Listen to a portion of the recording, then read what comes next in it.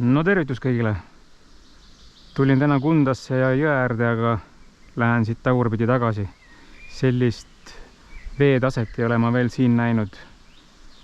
Isegi kevadel peale lumesulamist mitte, suvest rääkimata.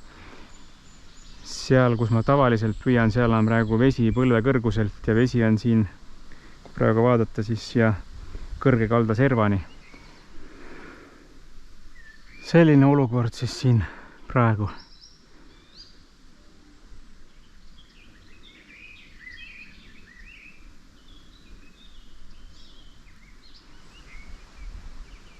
Nii et tavalise saapaga, millega ma siin käin, ei ole täna siin midagi teha.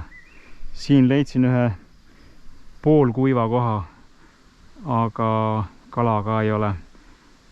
Vesi on hästi kõrge, vool on tugev, vesi on endiselt tume.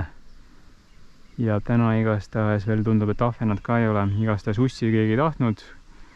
Proovisin vist 5 erinevat lanti siit kohast, nii palju kui sai loopida ja vaikus. Viimased vihmad on siis ikka veetaset nii kõvasti tõstnud, et jah. Aga midagi ei ole teha.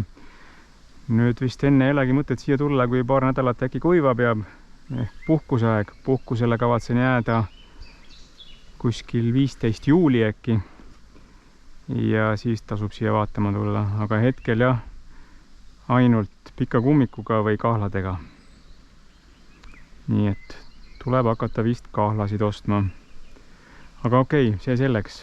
Paraku siis see kalalkäik ebaõnnestus, aga näeme järgmine kord. Tšau!